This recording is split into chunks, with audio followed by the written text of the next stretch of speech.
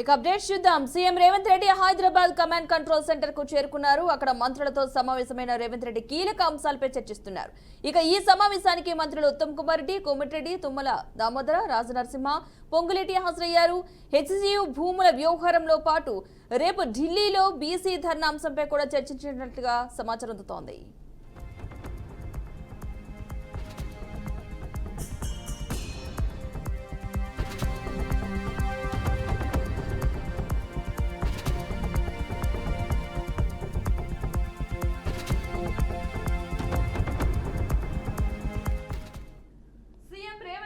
Hyderabad command control centre కు చేరుకున్నారు. అక్కడ మంత్రులతో సమావేశమైన రేవంత్ కీలక అంశాలపై చర్చిస్తున్నారు.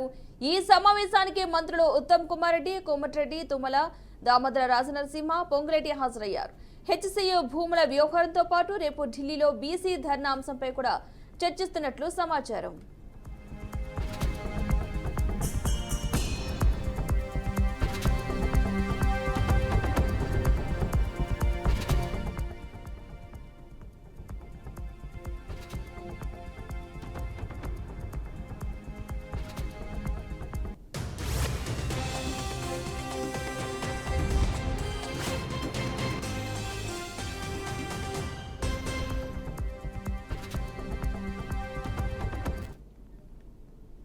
తెలంగాణ కేబినెట్ విస్తరణకు రాష్ట్ర ప్రభుత్వం రంగం సిద్ధం చేస్తుండగా మంత్రి ఉత్తమ్ కుమార్ రెడ్డి చేసిన వ్యాఖ్యలు హాట్ టాపిక్ గా మారాయి. ఇప్పటికే ఆశావాహుల జాబితాను హైకమాండ్ కు పంపించడం, హైకమాండ్ ఫైనల్ చేయడం అన్ని చకచకా జరిగినట్లు వార్తలు వినిపిస్తున్నాయి. నిన్న ఉగాది పర్వదినాన రాజ్ భవన్ లో గవర్నర్ జిష్ణుదేవర్ వర్మతో ముఖ్యమంత్రి రేవంత్ రెడ్డి ప్రత్యేకంగా భేటీ అయ్యారు. ఈ భేటీలో మంత్రివర్గ విస్తరణ గురించి అధికారికంగా సీఎం రేవంత్ గవర్నర్కు సమాచారం ఇచ్చినట్లు తెలిసింది. వచ్చే నెల 3వ తేదీ నాడు మంత్రివర్గ విస్తరణలో భాగంగా 4గురిని కేబినెట్లోకి తీసుకువస్తున్నట్లు గవర్నర్కు సీఎం వివరించినట్లు సమాచారం.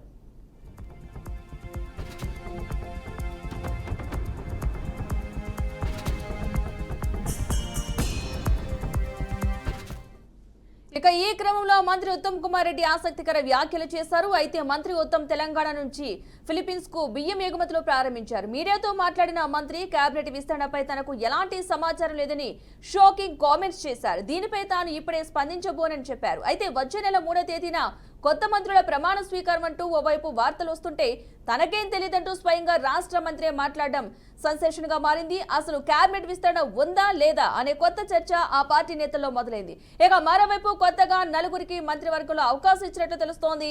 ఉమ్మడి నిజామాబాద్ జిల్లా నుంచి సుదర్శన్ రెడ్డి, నల్గొండ జిల్లా నుంచి కోమటిరెడ్డి రాజగోపాల్ రెడ్డి, మహబూబ్ నగర్ జిల్లా నుంచి వాకిటి శ్రీహరి, ఆదిలాబాద్ జిల్లా నుంచి గడ్డం వివేక్ కు అవకాశం ఇవ్వాలని కాంగ్రెస్ పెద్దలు ఒక నిర్ణయానికి వచ్చినట్లుగా తెలుస్తోంది. అయితే చివరి నిమిషంలో ఏమైనా కొత్త పేర్లు చేరతాయా అనేది తీవ్ర ఉత్కంఠను సృష్టిస్తోంది.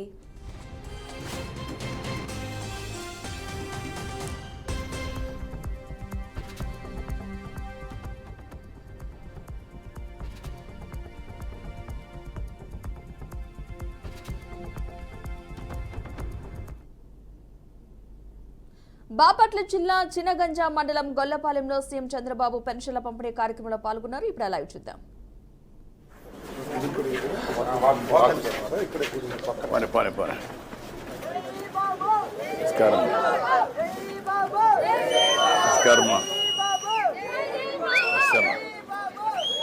నమస్కారం రండి, అక్కడ మాట్లాడదాం. సభకు రండి.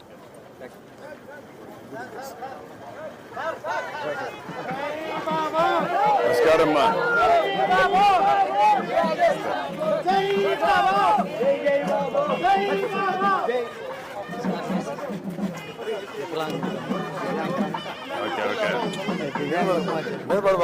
ఓకే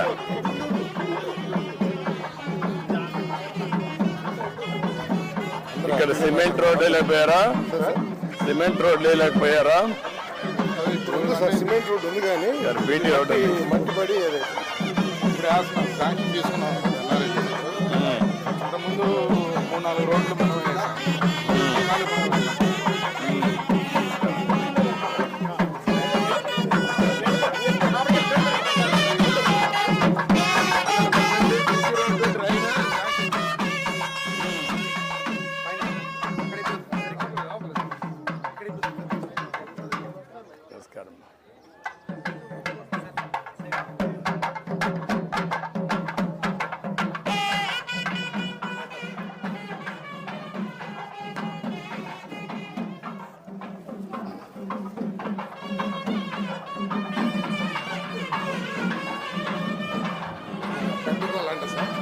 ఊర్లో మాకు పెద్ద గోళ్ళ అని ఉంటారు సార్.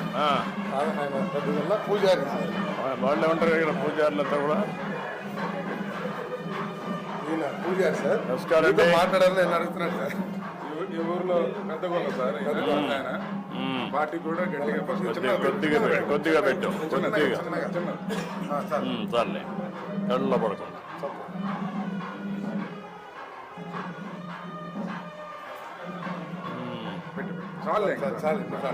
చాలేనా కళ్ళల్లో పడుతుంది. లోపలికి వెళ్ళిపో. లోపలికి అది కూడా దేవుడి దగ్గర పెట్టి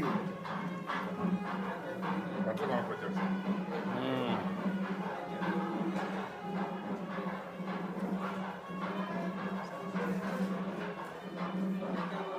దేవుడికి తగిలిచ్చి ఇచ్చి తొందరగా.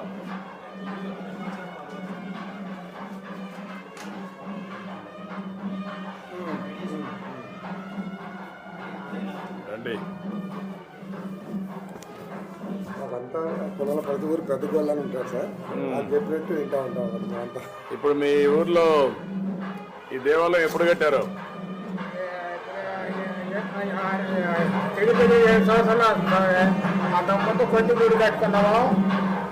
గుడి తీసేసి ఇప్పుడు 7 సంవత్సరాలు అవుతుంది. ఎవరు మీరే కట్టారా? వీలే నీ దూరంలో కట్టారా? ఎవరు కట్టారు? మీరే కట్టారు మన సాంబశివరావు కూడా అని 2012లో కట్టారు సార్. మంచి దేవాలయం కట్టారు. చాలా సంతోషం.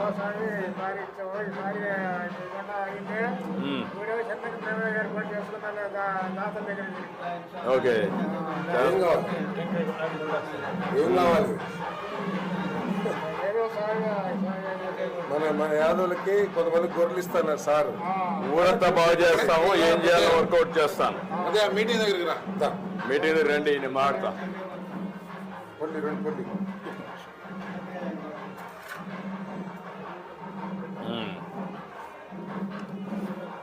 ఎక్కడ కొట్టాలి?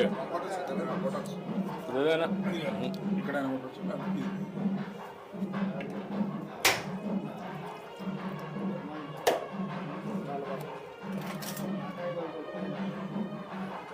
చాలే రండి, మీటింగ్ దగ్గర రండి. రా పెద్దయినా అక్కడ రా. మీటింగ్ దగ్గర రండి. పెద్దయినా అక్కడ రా.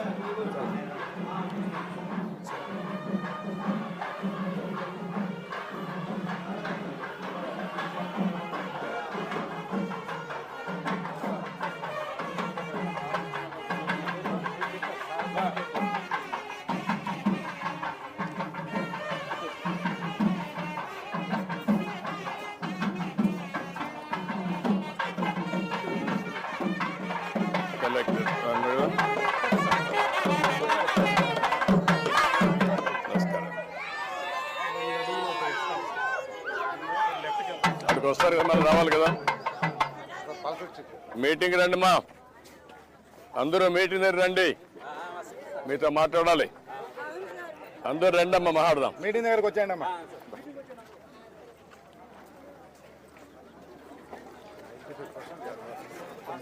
మూడు ఫ్యామిలీ ఇస్తాం. అవునా, వెరీ హ్యాపీ.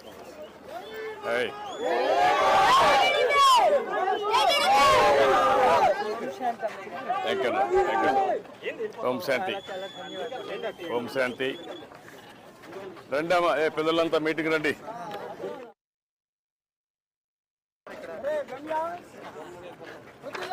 ఓకే అమ్మా.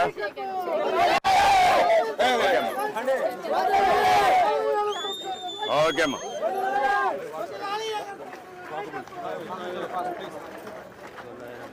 ఓకే అన్న.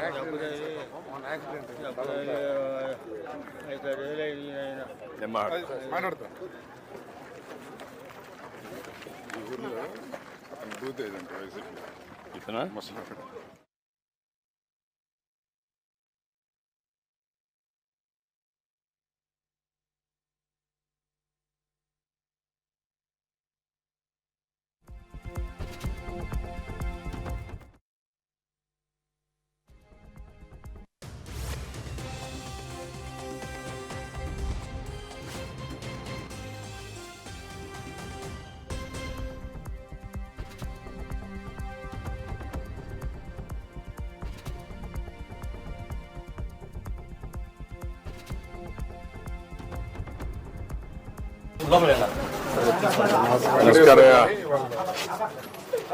నమస్కారం అమ్మా. ఏంటమ్మా ఎట్టున్నావు? బాగున్నావా? Happy sir. పల్ల బాగున్నావా? సుభాషిణి సార్. సుభాషిణి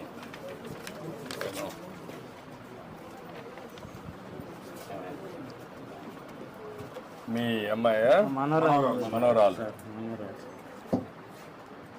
వాళ్ళ తండ్రి వెళ్ళిపోయాడు సార్. ఇల్లు వదిలిపెట్టి వెళ్ళిపోయాడు కదా. ఇద్దరు పుట్టినాక వెళ్ళిపోయాడు. ఈ అమ్మాయి ఇంకొక అమ్మాయి ఇంకెవరు? ఎంతమే చదువుతానమ్మా?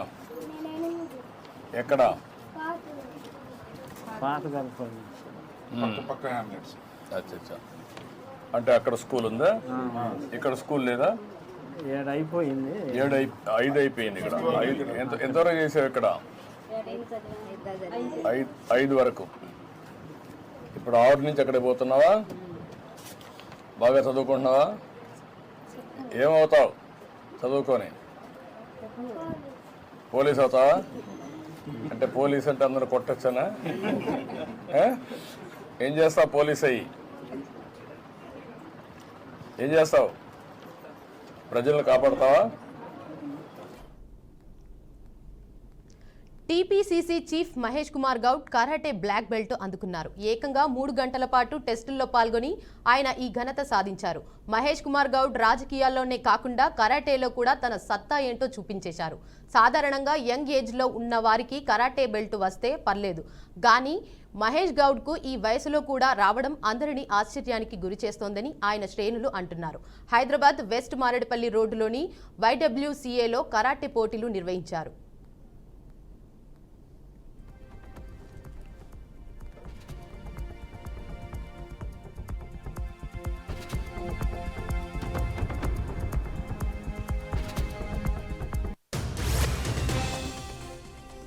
ఈ ప్రోగ్రామ్ కు కూడా చీఫ్ గెస్ట్ గా వచ్చిన మహేష్ గౌడ్ కూడా పోటీల్లో పాల్గొన్నారు. ఏకంగా 3 గంటల పాటు నిర్వహించిన టెస్టుల్లో ఆయన విజయం సాధించారు. దీంతో నిర్వాహకులు ఆయనకు ఓకినావా మార్షల్ ఆర్ట్స్ అకాడమీ తరపున కరాటే బ్లాక్ బెల్ట్ డాన్ 7 ధృవపత్రాన్ని అందజేశారు. ఈ రోజుల్లో అందరూ కరాటే నేర్చుకోవాలన్నారు. ఆత్మరక్షణలో కరాటే బాగా ఉపయోగపడుతుందని చెప్పుకొచ్చారు. ఈ రోజుల్లో పిల్లలు మొబైల్కు అడిక్ట్ అవుతున్నారని, ఇలాంటి వాటిల్లో పాల్గొంటే వారి హెల్త్ డెవలప్ అవుతుందని మహేష్ కుమార్ గౌడ్ పేర్కొన్నారు.